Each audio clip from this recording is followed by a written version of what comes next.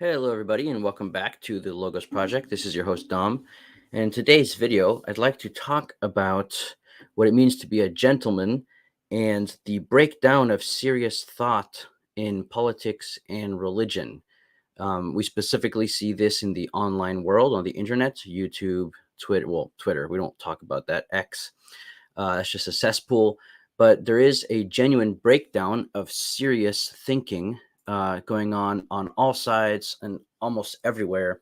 And this is because of a kind of radical immanentization of metaphysics into the political sphere. Everything is about politics, including religion. And this is true within the Catholic Church as well. It's become true in the Catholic Church. There's been just this breakdown. And so I want to call this the eclipse of the gentleman, right? There is no longer any, at least, I'm painting a broad brush. There are some very astute and beneficial thinkers out there. Specifically, I have in mind people like David Schindler, Michael Hanby, all those people at the John Paul II Institute. Also Dr. Andrew Willard-Jones has some great stuff. The people at New Polity are doing some serious thinking. So it's not, the landscape isn't completely desiccated, but there has been a massive breakdown of serious thinking in the realm of politics and religion across the culture. And to me, that's extremely concerning. It's just this immature back and forth. We haven't thought through things with a truly contemplative gaze, and it's just vitriol and not helpful. So I'd like to first address political concerns in secular society before turning to religious concerns in the Catholic Church. So my presentation, this is me kind of recording my thoughts. It's kind of a log for me to go back to and see what I was thinking, and to kind of track my progress as I work through all the issues of our contemporary culture. Kind of a big endeavor there that I'm not up to the task for, but I'll do my best. So the first thing I'm going to do is looking specifically at secular society and ethics. I'm going to try to understand better what it means to be a gentleman and a serious thinker when it comes to political matters. And to do that, we always have to ask fundamental questions about ethics and metaphysics. And so for this, I'm going to be reading from Joseph Ratzinger's book here, A Turning Point from Europe. I'm going to be reading a few quotes, commenting on them, making a conclusion, and then moving on to questions surrounding ecclesial politics in the Catholic Church. So just jumping right into it, I'd like to open up things by reading from the foreword to this book, which was written by James Shaw. And the foreword is, and the quote in the foreword goes as follows. Modern European philosophy has been, in a large sense, an effort to replace the Christian understanding of man's transcendent destiny with an inner world utopian ideal. In this sense, modern politics is corrupted at its very core by promising something it cannot deliver. But Benedict is an acute reader of modern philosophy. He is quite clear that modern European philosophy itself has Christian roots. Often such philosophy is nothing less than an effort to achieve Christianity's ends by means other than grace and reason. So this quote here summarizes so much of Benedict's thought, which is basically the immanentization of the categories of religious sphere. And the greatest iteration of this, and I don't mean greatest as a compliment, I just mean as a force to be reckoned with, is of course Marxism. So I wanted to open up with that. You'll see that the theme here in my thinking through this is going to be this immanentization. It's going to show up not just in political discourse, but in Catholic discourse in the Catholic Church. There's a radical immanentization that's going on that is extremely worrisome, that I think we really need to capitalize on and call it out and do some serious thinking and not just trivial political back and forth, both in the secular sphere and in the Catholic online sphere, but not just online, just in publications and the academic discourses going on. I see Anthony in the in the chat box. Thanks. All right, so moving on to straight into Ratzinger here. I wanted to read two quotes here from Ratzinger where he talks about two observations, two cultural phenomena that take place in our society that are actually very telling. And those two phenomena are drugs and terrorism. Okay. And so the first thing is he diagnoses these two problems as actually revelatory of certain issues in our culture. So starting with drugs, he explains here the great journey that men attempt in drugs is the perversion of mysticism, the perversion of the human need for infinity, the rejection of the impossibility of transcending immanence, and the attempt to extend the limits of one's own existence into the infinite. The patient and humble adventure of asceticism, which, in small steps of ascent, comes closer to the descending God, is replaced by magical power, the magical key of drugs. The ethical and religious path is replaced by technology. Drugs are the pseudo mysticism of a world that does not believe, yet cannot get rid of the soul's yearning for paradise. It's a very astute observation here that the drug problem in society is correlated to this immanence, this radical immanence that cannot get rid of man's nature and its desire for God and the infinite. Now, moving on to terrorism, he says here terrorism was at first a religious enthusiasm that had been redirected into the earthly realm, a messianic expectation transposed into political fanaticism. Faith in life after death had broken down, or at least had become irrelevant, but the criterion of heavenly expectation was not abandoned. Rather, it was now applied to the present world. God was no longer seen as one who genuinely acts, but the fulfillment of his promises was demanded just as it had always been, and indeed with a new vigor. So again, we see here how terrorism is also the search for those what used to be transcendent expectations, but brought down to an imminent frame. Right now, you probably recognize that expression from Charles Taylor, who wrote the book A Secular Age, where he talks about this in different ways, but along these lines.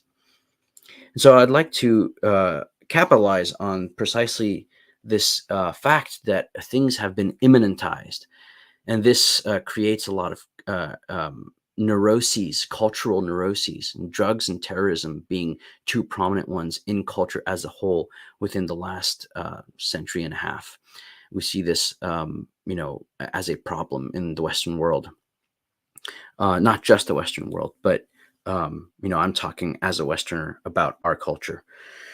So this is important because when you immanentize all of these transcendent expectations of the human heart, right, you actually begin to undermine the system of values of our very culture. And this is really the heart of Ratzinger's criticism, that basically, we are going to end up breaking down the difference between what's right and what's wrong by this radical immanentization of all our categories into the political, because then they have no more grounding and everything will collapse. And so it's kind of dark, and he's not without hope, and precisely talking about this and explaining it is part of the remedy, right?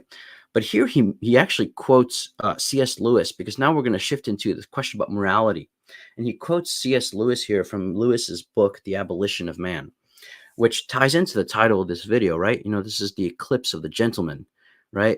I'm kind of riffing off of C.S. Lewis here and other people. And so Lewis has this passage that goes as follows. This thing which I have called for convenience the Tao, and which others may call natural law or traditional morality, or the first principles of practical reason, or the first platitudes, is not one among a series of possible systems of values. It is the sole source of all value judgments. If it is rejected, all value is rejected. If any value is retained, it is retained. The effort to refute it and raise a new system of value in its place is self-contradictory. And so here, Ratzinger has a section called the falsification of scientism, the abolition of man. So he continues to build off of this idea from C.S. Lewis that if we eradicate the moral grounding of our culture, it's going to end up abolishing man, right? And I would say, the eclipse of the gentleman. But for me, the title of the eclipse of the gentleman is really a call for people to think more deeply and more responsibly, more seriously, and to uh, actually like just be more intellectually mature, right? Now, I'm not saying I'm not prey to, this kind of stuff. I mean, it's all around us and it affects all of us. So this is not a pointing of the finger at everyone else. I include myself in the criticism. So Ratzinger here says the following. It's very insightful and very helpful. He says the problem of the modern period, that is the moral problem of our age, consists in the fact that it has separated itself from this primal evidential character of what Lewis calls the Tao, right? In order genuinely to understand this process, we must describe it still more precisely. It is characteristic of thought marked by the natural sciences to posit a gulf between the world of feelings and the world of facts. Feelings are subjective, facts are objective. Facts, that is, that which can be established as existing outside ourselves, are as yet only facts, naked facticity. It belongs to the world of pure fable to attribute any qualities of a moral or aesthetic nature to the atom beyond its mathematical determinations. But the consequence of this reduction of nature to facts that can be completely grasped and therefore controlled is that no moral message outside ourselves can now come to us. Right? There's no more criterion. Morality, just like religion, now belongs to the realm of the subjective. It has no place in the objective.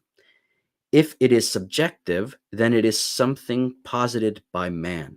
It does not precede vis-a-vis us. No grounding. We precede it and fashion it. We create the value systems. So if these value systems depend upon our whims, then atrocities will ensue. This movement, Ratzinger says, of objectification of nature, right, which permits us to see through things and to control them, essentially knows no limits. Auguste Comte, which is a French atheist, called for a physics of man. Gradually, even the most difficult object of nature, man, must become scientifically comprehensible. That is, subordinate to the knowledge of the natural sciences. Now, Lewis has another quote here that says that it isn't man's power to treat himself as a mere natural object. The real objection is that if man chooses to treat himself as raw material he will be. And you can imagine what kind of system or effects, historical effects, will ensue from a perception of man as raw material. I mean, we've had some iterations of that last century. So, Ratzinger really says we have a problem when it comes to the foundations of morality. And he's going to address this. And so he adds, he continues his criticism about this removal of the foundations of our culture in what is right and what is wrong. And he's going to add a solution, explanation of what is good and what we need to do. But here he says the following, which is very interesting. The real untruth of the worldview of which drugs and terrorism are symptoms consists in the reduction of the world to facts and in the narrowing down of reason to the perception of what is quantitative. Such a good line. And that's really this line summarizes everything I've read so far, right? That which is most specific to man is shoved aside into the subjective realm and thus lacks reality. Notice that it's that which is most true of man that is nullified, right? The abolition of man, which results from the attribution of absoluteness to one single mode of knowledge, this kind of scientific knowledge, at the same time clearly falsifies this worldview. It undermines itself by rejecting what is most human about man. That's not reality. Man exists, and anyone who, on the strength of his own theory, has to pull man down into the sphere of a machine that is seen through and can be assembled, lives in a constriction of perception that misses precisely what is essential. Just another way of saying what I just said. If the aim of science is the most universal knowledge possible, the knowledge most in accordance with reality. Sorry, let me reread that sentence. Um, if the aim of science is the most universal knowledge possible, the knowledge most in accordance with reality, then such an absolutized form of method is the opposite of science because it reduces everything. It reduces the true richness of reality. This means, in other words, that practical reason, too, on which genuinely ethical knowledge is based, is truly reason and not merely the expression of subjective feelings without any value as evidence. So he's arguing for a broadening of reason to include the moral sphere.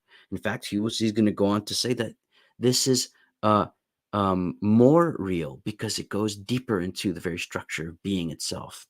He says here, we must again learn to understand that the great ethical insights of mankind are just as rational and just as true as, indeed more true than, the experimental knowledge of the realm of the natural sciences and technology.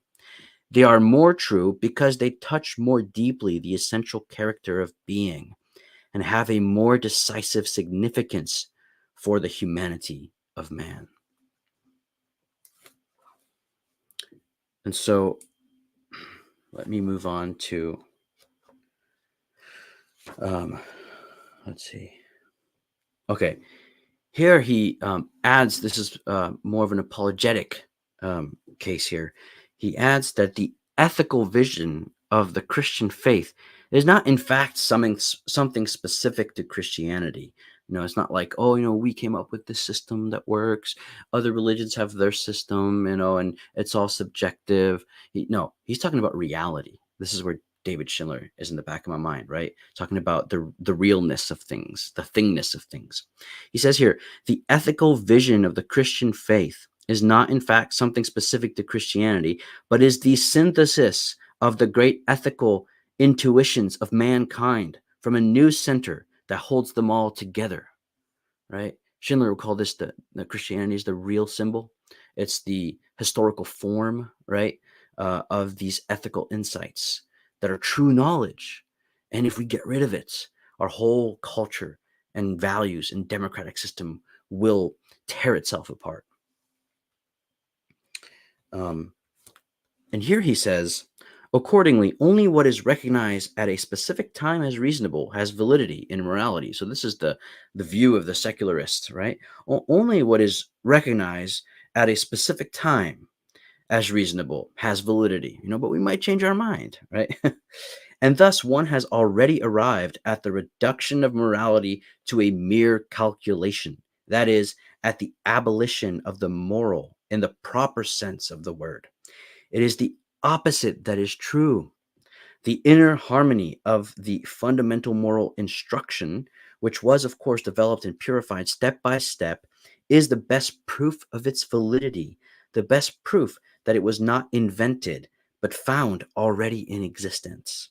Found. How? It is here that the realms of revelation and reason penetrate one another very closely. This knowledge was found, on the one side, as we have said, by those who were able to see more deeply, penetrate being more successfully, right? We call such insight, which goes beyond one's own capacity of knowledge, revelation. That's a beautiful way to present it. But that which is seen here is, in the ethical realm, essentially the moral message that lies in creation itself, the structure of being. For nature is not, as is asserted by a totalitarian scientism, some assemblage built up by chance and its rules of play, but is rather a creation. A creation in which the Creator Spiritus expresses himself. The laws of this is eternal law. St. Thomas's eternal law. This is why there are not only natural laws in the sense of physical functions, the specific natural law itself is a moral law. This is St. Thomas, right? Creation itself teaches us how we can be human in the right way. The Christian faith, which helps us to recognize creation as creation, does not paralyze reason. It gives practical reason the life sphere in which it can unfold. Excellent stuff there by Ratzinger. Now, I'm going to bring these insights together, hopefully, so bear with me. But the next passage that struck me, this is from a subsection he titles The Foundation and Form of Justice. Now, you can see how just by the title, this is relevant to political discourse, especially in our contemporary age.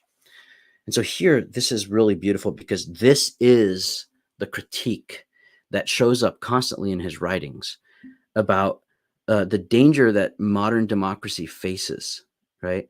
And so I'll just read it. Here it goes. We have shown that today peace is breaking up within nations, that agreement about what is right and wrong has collapsed. Now, what holds a society together and gives it peace is law. The fact that peace between nations has constantly been wrecked by war is connected with the lack of an effective international law, a law that not only orders a society on the inside, but is also commonly recognized among the nations and their binding norm. They submit to it whether or not it is to their advantage. Now, if law ceases to have a commonly accepted content, it becomes powerless, and the distinction between legal power and wrongful power is blurred. The representatives of legal power become pigs, and the representatives of wrongful power, the champions of liberty. So here we have the kind of Marxist dialectic. Law without proof of identity looks like arbitrary whim, and all that is left is power. Homo homini lupus. It's like we're just wolves tearing each other apart. And so the question of peace is in practice identical with the question of law. And the real question for the survival of the human race is, therefore, the question of what constitutes the foundations and unalterable content of law. We got to think more deeply about these questions, like the way he's doing here.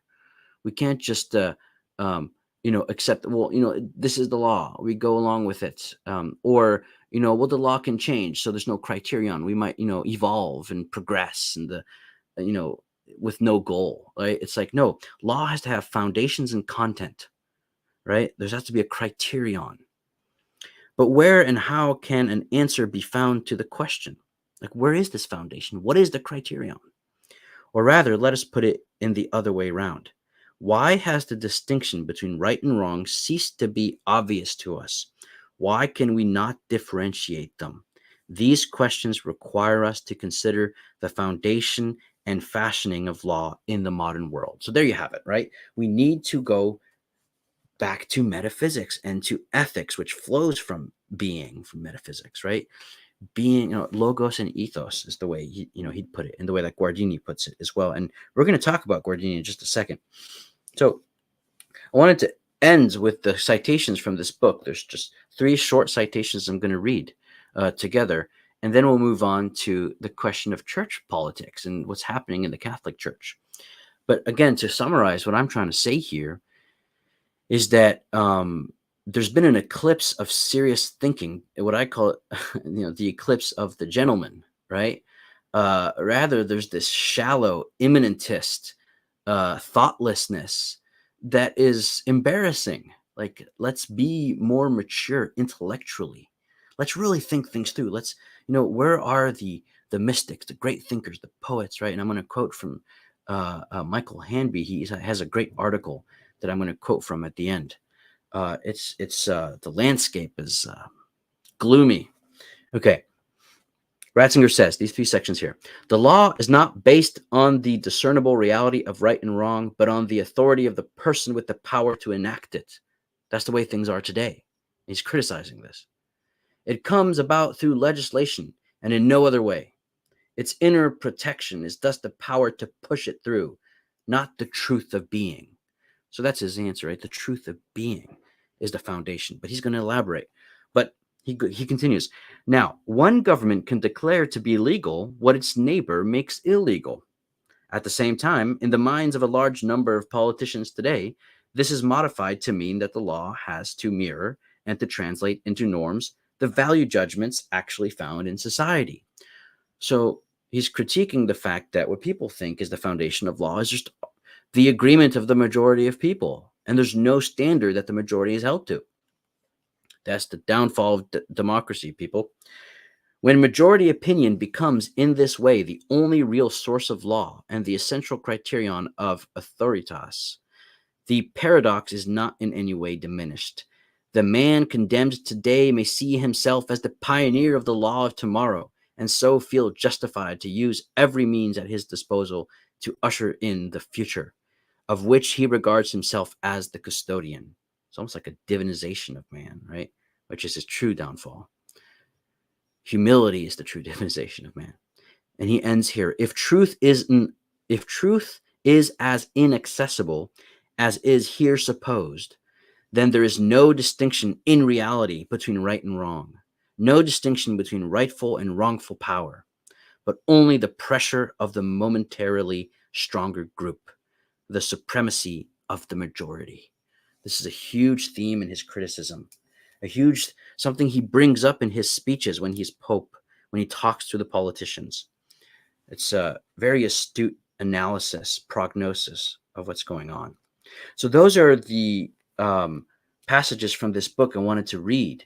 And this is kind of a call for some more serious thinking. I got into a debate about abortion one time.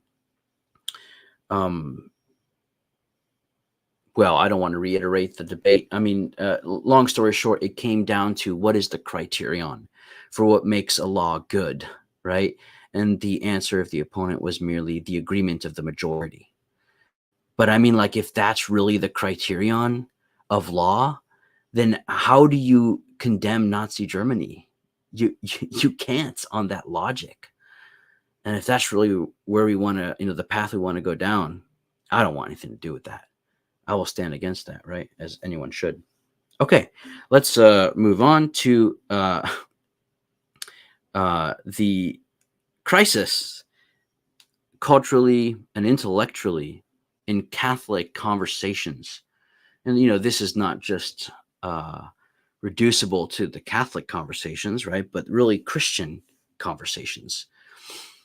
So here's kind of my criticism of what's going on in the church. And as we'll see at the end, it's shared by this great article I really enjoyed from The Lamp by Michael Hanby. Now, I don't know if The Lamp is a good resource or not. I just read his article because I appreciate Hanby's thinking, and so I found that article there. It's really good. But here's kind of how I would phrase it, right? And let's see if I can explain this well. So, faced with the crisis that we're in the Catholic Church and Catholic conversations, a search is undertaken to find the source of this crisis. And something new, in a certain sense, has factored into the scene that has destabilized the status quo in the Catholic Church, right? Leading us into this crisis situation. And what ensues is an analysis, a prognosis. Well, what went wrong, right? And so I see that there's a facile prognosis, which pits what is stable and traditional against any factor that appears as new, right? And therefore associates what is new with the cause of the destabilization. That's the way, that's my understanding of what I see, right? Now, I think that this is facile precisely because it's simplistic. And it's an easy conclusion that did not go through serious thought, in my opinion. And this is what this video is about. Let's think more seriously. So here's my critique of it, right? If something new can destabilize things so radically, What is stable and traditional is not so stable after all. And therefore, and this really is the heart of my point, it's therefore not in fact traditional. So here, I think what's helped me understand this uh, well is David Schindler Sr. talks about, and Larry Chap mentioned this when I talked to him on his YouTube channel. David Schindler Sr. talks about a kind of world of extrinsicist relationships. And so the way I like to think about it is that there's an extrinsicism that has crept into the unchanged formulations of the tradition, right? So Immaculate Conception, Papal Primacy, Eucharistic Presence, I mean, mortal and venial sin, all of our doctrines, right? Which are obviously all true, and I'm a Catholic, right? But a kind of extrinsicism has crept into these formulations and has vacuated them from their substance. And these formulations uh, have kind of, we relate to them now in a extrinsicist way. So maybe one way to put it would be that this extrinsicism that has crept in to the unchanged formulations, uh, which are part of the previous stable order, in quotes, they maintain all of the facts, but something has changed in the relationships of these facts to each other, and especially of our relationship to them. And this is precisely because we live in a world that is not Catholic. And so Catholicism ends up being something we add on top of our non Catholic world. And so liberalism is an ideology that is not in conformity with reality. And Catholicism is in conformity with reality. And so if we live in a liberal world, right, then we take what is real and we add it on top of the liberal world in which we live, which tends de uh, to make unreal our Catholicism, makes it extrinsic, right? And so the prognosis to be truly wise, I think, and non-superficial, has to transcend the mere analysis of facts and go deeper. So we have to ask a deeper question about the vitality of Catholicism, of its form within us. In other words, I'm advocating a move away from a kind of extrinsicist reaction to the crisis by just retrieving old statements, but to recover and rediscover the reality of the form in a vital way within us, right? And so it seems to me that this is exactly what the word reform means. So, how does the lived reality of the form of peace and of Christianity, a form which precedes us and comes from above, take root in us? This presupposes a humility that allows itself to be found anew by a form that is not manufactured, right? And this is, it seems to me, what reform truly means. So, facile diagnoses and reconstructions of, parts and aspects from the recent past, like before the council, is an extrinsicist manner of going about things that will not yield a genuine solution to our ecclesial problems. In other words, rewinding the clocks is essentially extrinsicist, right? So, um, I guess what I'm trying to say is that the rot is not in the purported new language since Vatican II, right? But it's in the whole of the faith and our relationship to this whole.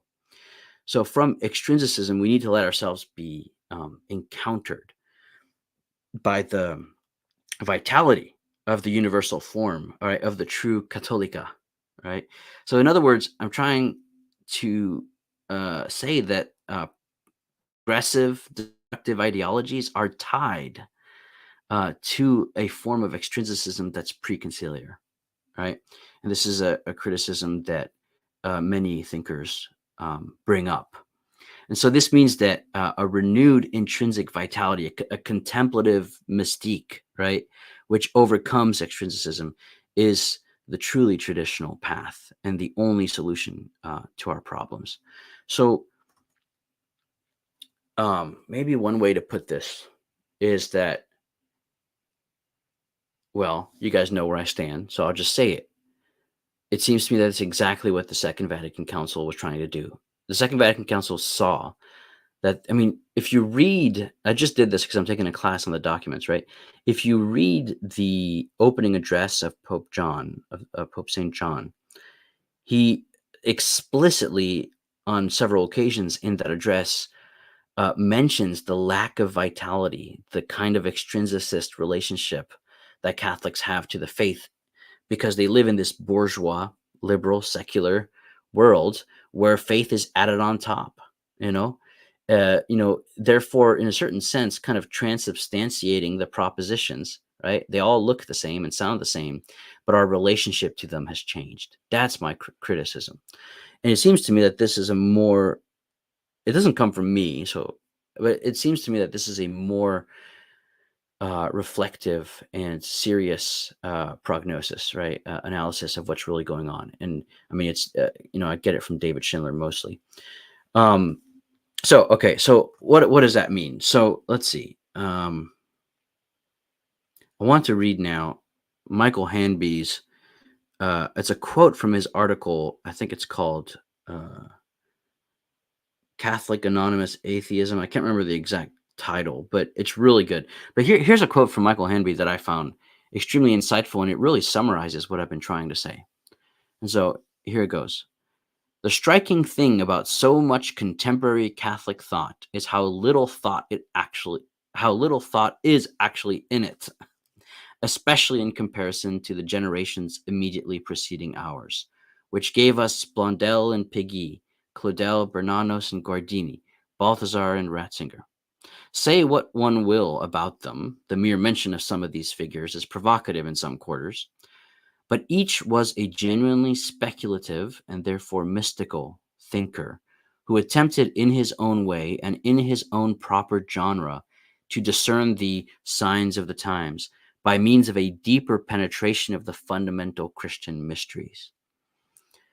Where are the artists, mystics, and thinkers in our suffocating and desiccated landscape? Question mark. You shall judge a tree by its fruits, and our fruits are prunes. This dearth of thinking, or rather this inability to see, is not the exclusive property of the Catholic left. It is increasingly a problem of the Catholic right, especially as it becomes more reactionary, taking refuge in traditional theological formulas and confusing philosophy with intellectual archaeology, which is my point, what I've been trying to make, right? With the ever more precise representation of St. Thomas Aquinas or some other ancient authority. But the problem is particularly acute on the Catholic left. So I'll stop the quote there, and I completely agree with him, especially on the Catholic left, right? There's this radical immanentization, this socialization. I don't even know how to say that word, right? But everything is reduced to sociology and to politics. So ultimately, I think Guardini here is helpful because Guardini has this presentation. Ratzinger says this is his most insightful book. I don't remember the title. I'll have to look it up. But in this book, he presents a philosophy of what he calls opposition, and he distinguishes opposition from contradiction. And so it's funny because the French poet Charles Péguy, right, makes a distinction that's similar. It's not exactly the same, right? Péguy talks about the difference between politique and mystique, right? And politique, it seems to me, maps on very well with Guardini's talk of contradiction. And mystique maps on very well with Guardini's talk of opposition. So for Guardini, opposition, right, is essentially a relational reality, right? And think of it this way: when it comes to the Trinity, you had, heresies that promoted tritheism, and then heresies that promoted modalism, right? And the church's teaching is precisely neither, and therefore the opposition of both, which is that God is three persons in one substance, right? One nature. And that's because of this relationality. And so this opposition, in fact, for Guardini, is actually the richness of being, right? And Péguy here, when he talks about mystique, it seems to me, is this: it's the gentleman's ability to penetrate the richness of being, which lies in opposition, right? In the mutual relation of things. And it's precisely contradiction which is incapable of genuine, fruitful uh, face-to-face opposition, meaning opposed at different poles that yield a relational dialectic that's rich, right? Well, contradiction is it's the cancer that eats away at being, right? And so when you reduce things to contradiction, you reduce truth and theology to merely the oppositional, here meaning the contradictional, right? The radically political, then thought is impoverished. The richness of being is reduced. And this goes back to the beginning, what Ratzinger was saying about knowledge. If it's merely scientific, we don't grasp the depths of being, its richness. So here I see Guardini, Piggy, and Ratzinger saying the same thing. And goes directly to Michael Hanby's article, which is that there is this, quite frankly, embarrassing reduction of the conversation to merely politics, sociology, and a reduction of man and his relationships to the mechanical, the technical, right? And it's suffocating. There's no contemplative dimension. There's no mysticism. Piggy's mystique, right? And gosh, that's boring. It's so boring. And it's annoying because we need to maybe recover our faith in man's capacity for God and for our capacity to plummet the richness of being, right? The depths of being. And if only that was more uh, out there on the internet, and I know the internet is a kind of ambiguous tool, speaking precisely of this technocratic vision of the world, but then maybe not just the internet, but in our conversations with each other and in our Catholic discourse. And then we could witness and be a light to the secular realm, which is collapsing and eating itself apart because it has no foundation for its values, right? So I hope you see how all this is tied together. And there's been an eclipse of the genuine gentleman who is a mystic and not a radically reduced controversialist, right? And here I think of Chesterton, right? And he was friends with all his opponents, right? And they genuinely liked each other, and there was a fruitful engagement. And but Chesterton was, he was on the mystique side, not the radical politique side, right? So anyway, so in other words, let's get some more Chestertons. Let's get, I admire David Schindler's work. I think that if philosophers were doing more of what David Schindler was doing, and I'm talking about Schindler Jr. here, the Catholic landscape would be so much healthier and effective. That's the irony, right? Because the criticism oftentimes is that, oh, you guys are stuck up in the clouds in your metaphysical thinking and you're not being practical. But that's precisely the problem. We would be more effective if we had the humility, to quote Ratzinger, to let ourselves be found by the truth, as opposed to constructing it.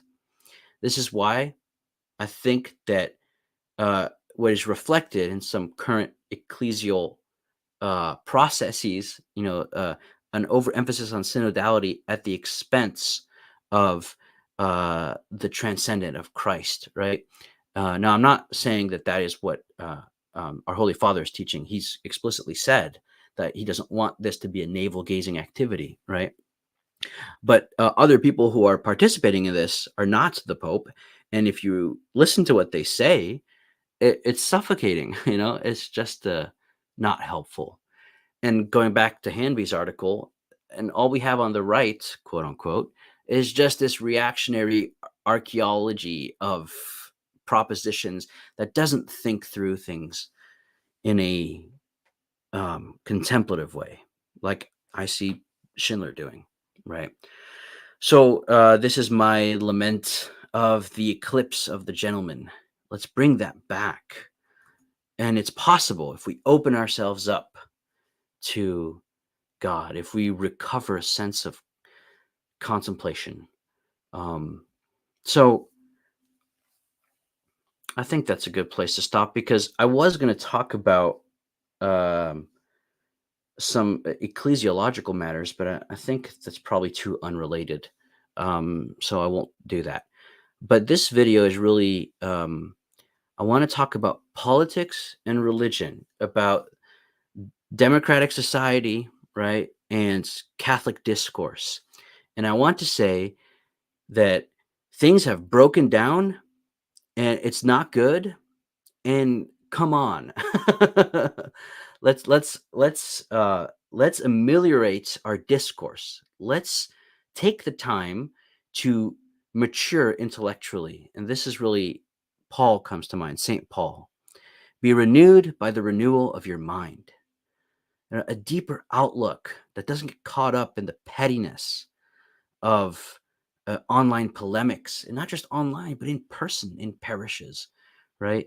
Communion comes about only because of the verticality, right, of our relationship to God, of the transcendent. In other words, if God is eclipsed, man is eclipsed. This is why the Second Vatican Council is so prophetic and necessary. It's the solution to our problems. And the Catholic left is immanentizing the whole thing in a way that is just not at all what it's supposed to be. And then the Catholic right uh, realizes there's a crisis, and therefore need to find a cause of the crisis and find the newness of the council to be the scapegoat, when in fact it's this extrinsicism that has now become a radical immanentism. But you have that fine line in the conciliar text and the theologians behind it. This is de Lubac called this fine line of true Catholicity, right? It's this paradox of uh, the openness of nature to grace. That's controversial, but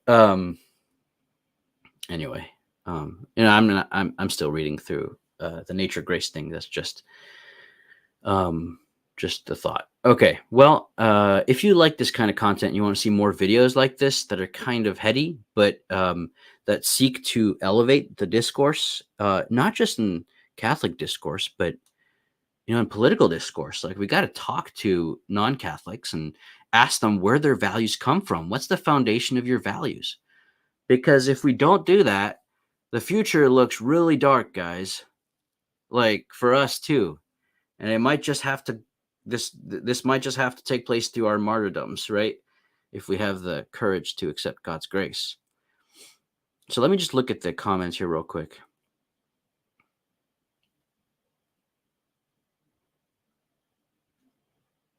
Okay, a lot of comments. People are mostly talking to themselves.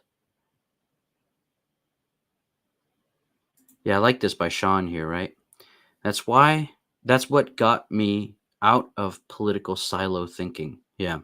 Let the truth inform you. Yeah, absolutely. That's why prayer is so important. We have to be mystical, not just merely political and radically political. It's the eclipse of the logos by this kind of man-made ethos, right? And these guys like, Guardini and Ratzinger, they really had their finger on this. Now, I prefer obviously Ratzinger to Guardini. I think Guardini in other areas didn't see certain things that Ratzinger, lived through. So anyway, let me put up the banners. If you enjoy this content, make sure to like, subscribe to my channel. It really helps if you subscribe. If you've been watching my videos and you're not subscribed, please consider subscribing. It's not going to, there's nothing to lose in that.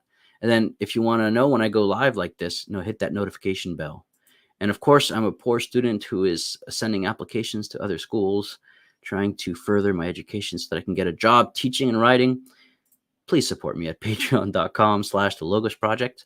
And if you want to take some courses on apologetics, ecclesiology, if you want to learn Latin or French, or just get better at your English composition, or if you want to be able to defend the Marian dogmas, you can go to www.theecclesiablog.com. And if you look in the products tab, I am giving courses online. And so if you want to do that, I can walk you through some good apologetics that will elevate the discourse online and successfully evangelize Protestants and atheists, etc. So consider doing that. And so thank you all for tuning in. And without further ado, we'll see you guys in my next live stream. God bless.